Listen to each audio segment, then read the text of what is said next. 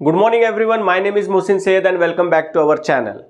चलिए बात करते हैं हमारे standard 8 NCERT history lesson number 2, जो हमारा पार्ट रहेगा थर्ड। ये जो हमारा वीडियो रहेगा ये रहेगा part third, from trade to territory, how British came in India, they subjugate, how they came in India, they took permission. हमने डिस्कस किया, हमने बैकग्राउंड डिस्कस किया।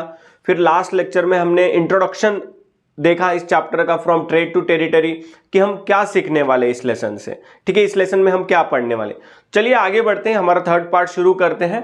जो रहेगा एक छोटा सा बैकग्राउंड रहेगा, ये भी जो हमारा पेज नंबर 1 पे जो दिया गया है चैप्टर नंबर 2 पे, तो उससे हम शुरू करते हैं।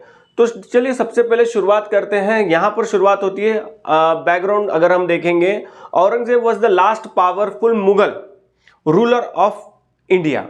औरंगजेब जो था वो last powerful Mughal emperor ruler था भारत में। लास्ट पावरफुल यानी कि आखिरी नहीं, बस आखिरी ताकतवर राजा था मुगल का, मुगल डायनास्टी एम्परर का। तो होता क्या है, after the death of Aurangzeb in 1707, ये जो आप देख रहे हैं यहाँ पे, इनकी डेथ के बाद, औरंगजेब की मृत्यु के बाद क्या होता है, many Mughal governor, subedar and big zamindar began asserting their independent and establishing regional kingdoms. जो मुगल साम्राज्य का कंट्रोल जो होता है, जो सूबेदार होते हैं या फिर जमींदार होते हैं या तो गवर्नर जो मुगल गवर्नर्स होते हैं, दे establish small parts, they are controlling the small parts in India, okay, and they are under the Mughal governors, Mughal power. After the death of Aurangzeb in 1707, 1707 में औरंगजेब की मृत्यु के बाद क्या होता है कि जो पूरे जो अलग अलग जगहों पर, जैसे बंगाल में, गुजरात में, मध्य प्रदेश या अलग अलग मैसूर में जो मुगल गवर्नर्स थे, ये मुगल गवर्नर्स अपने आप को डिक्लेयर करते हैं, असर्टिंग करते हैं they independ and establishing their regional kingdoms. ये अपने आप को एक उस एरिया का या उस क्षेत्र का मान लीजिए का राजा घोषित करते हैं कि नहीं, अब से हम ही रूल करेंगे, हम ही इस एरिया के राजा रहेंगे। ये वो थे, जमींदार थे या तो गवर्नर्स थे, जो पहले मुगल के अंडर में काम किया करते थे।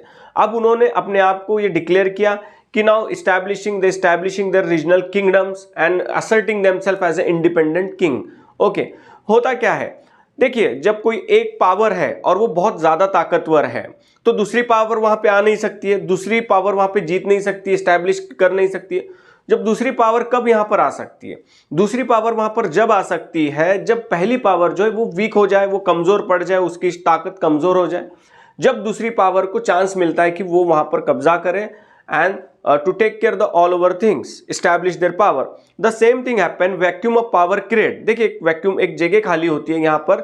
After the death of Aurangzeb, when Shah Alam became the king, उसके राज में होता क्या है, मुगल पावरफुल डिक्लाइनिंग होती है। जो मुगल एम्परर, मुगल डायनास्टी है, उसका डिक्लाइन शुरू होता है। ठीक है, तो क्या होता है कि एक वैक्यूम क्लियर हो गया, और इस वैक्यूम का फायदा यहाँ पर कौन लेते हैं, Britishers. And the new power as we called emerging, a new power was emerging as a British। तो चांस किसको मिलता है यहाँ पर, अब ब्रिटिशर्स को मिलता है। बात क्लियर है, सिंपल सा लेक्चर है ये, सिंपल सा इंट्रोडक्शन रहेगा। यानी कि ये जो पेज फर्स्ट पर जो हमारा दिया गया फ्रॉम ट्रेड टू टेरिटरी, कि after the death of Mughal emperor Aurangzeb, how the dynasty were declining, Mughal dynasty declining, and vacuum of power created and goes in the hands of new power, and new power was emerging as a British। ठीक है, यहां तक clear है। 1707 में जब इनकी मृत्यु होती है औरंगजेब की, तो सारी चीजें यहाँ पे धीरे धीरे चेंजेस होने लगते हैं। अब देखिए किस तरह से ब्रिटिश पावर बनती है और ब्रिटिशर्स के हाथ में सत्ता जानी शुरुआत होती है। जैसे मुगल वीक होते हैं, सूबेदार अपना डिस्ट्रॉय, देखिए एक बड़ा एम्पायर है, मुगल एम्पायर एक बड़ा है, लेकिन जब उसमें बड़े एम्पायर में कंट्रोल नहीं रहता, तो हर एक अपने अपने क्षेत्र पर राज करने के लिए क्या करता है कि वो कहता है कि नहीं, अब मैं इस राज्य का राजा हूं, अब मैं मुगल के अंडर में काम नहीं करूंगा। तो इसी तरह जो सूबेदार थे यानी गवर्नर थे, वो अपने आप को डिक्लेयर करते हैं that we are now the king और we are going to handle our administration और अवर टेरिटरी। ठीक है, तो इसकी जो शुरुआत है ये यहीं से, कि अलग अलग सूबेदार जब अपने आप को उन नवाब बनाते हैं, घोषित करते हैं कि हम राजा हैं, तो अब उसके बाद ब्रिटिश में कॉन्फ्लिक्ट होता है, धीरे धीरे ब्रिटिश से कॉन्फ्लिक्ट होने लगता है, और कौन सी चीजें जाकर एक बैटल का रूप लेती है, या ब्रिटिशर्स केम इनटू पावर। तो ये सारी चीजें हम देखेंगे। तो ये छोटा सा हमारा यहाँ का पहला आज का लेक्चर था इस लेसन टॉपिक का।